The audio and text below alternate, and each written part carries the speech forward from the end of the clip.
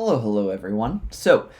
We're moving forward with Unit 7 right now. So, we're on to our unit about American participation in World War II.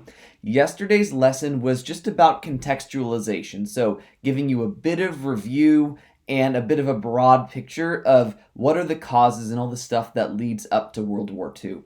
Now, remember to keep in mind that World War II is another national crisis, just like the Great Depression was a national crisis where our entire nation had to figure out ways to respond, and that's the government and that's the people too.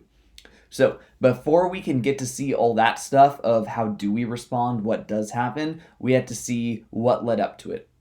So, today and then the third lesson tomorrow, what's going to happen with these is they're just slightly deeper dives on the context that was set up during the first lesson with the video on Edpuzzle. So both this lesson and the next one will be primary source analysis, so looking at things that came up in there to understand the perspectives and to understand why these things led to World War II happening. And then we'll get to the next one later, I won't talk about it now. Okay, so what are we looking at today? So the one essential question that we're dealing with is what were the multiple factors that caused this national crisis to occur? So there's really one overriding factor that leads up to World War II, and we'll look at that over in our key concept column in just a second. So what you're going to be doing today, like I mentioned, is primary source analysis. And in looking at this, in my sort of estimation, I think that the key skill is close reading. Of course, we practice all our skills in every lesson with primary sources, but close reading is most important here because essentially what you're going to be doing is you're going to be reading speeches and documents from the Axis powers, right? So from those that essentially agitated to cause World War II, including Hitler's Germany, including Mussolini's Italy, and then Imperial Japan as well. So, in order to understand this stuff, you need to sort of understand what were their ideas they believed in, what were the ideas that we, the United States, have, democratic ideals, and then how do those not quite match up? So when you're looking at the sources today, the key is to look for the phrases that really build up why having a fascist state or a totalitarian state is good, and why democracy doesn't work, because they're going to be criticizing democracy in order to support why they want their government to have so much power. So, looking for the author's claims and details in the sources in order to understand where those ideas are present within the words they are using. Key concepts. So, the first one is similar from the lesson yesterday with the video, is that the results of World War I created a context in Europe that worsened international relations, leading to anti-democratic movements such as fascism in Germany and Italy. So if you watched the video, you saw Hitler's rise to power and how he took all these steps that led right up to World War II beginning when he invaded Poland. So what we need to understand is what were the ideas that underpinned these systems that led up to World War II starting in Europe. Secondly is defining what totalitarian governments are. So totalitarian government took on many forms during World War II. So there's fascism, there's imperialism, and then there's also communism that we'll see in the Soviet Union. But the thing to keep in mind is what makes them all totalitarian is they all limited individual freedoms for citizens within their country and gave the government absolute power.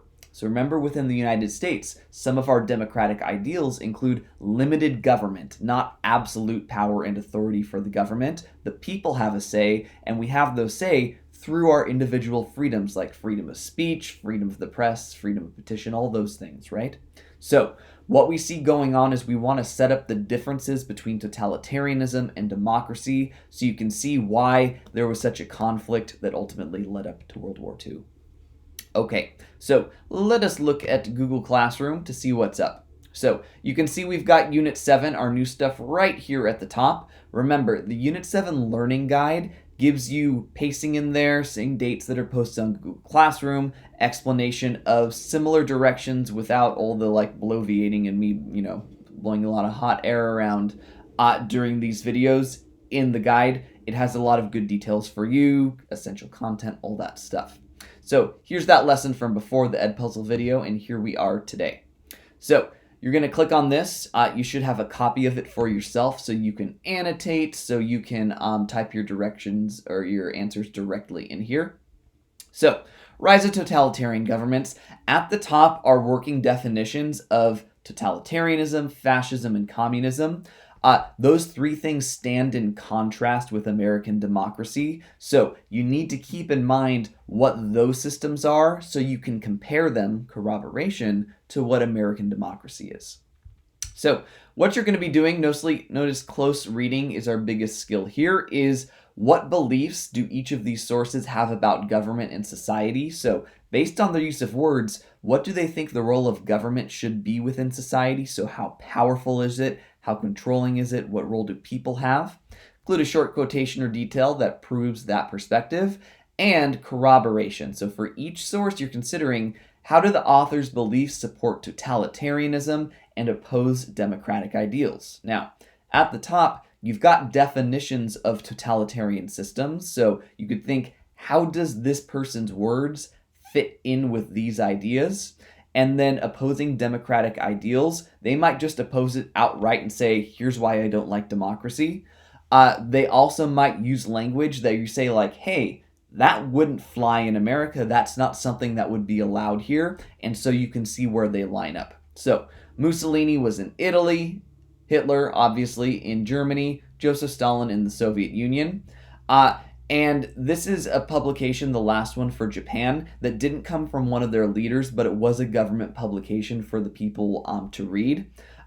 Just for reference, when we get into sort of studying World War II, and Japan was one of our enemies in the war, keep in mind that the emperor was actually a pacifist. Like, a lot of blame is put on him because he was the leader.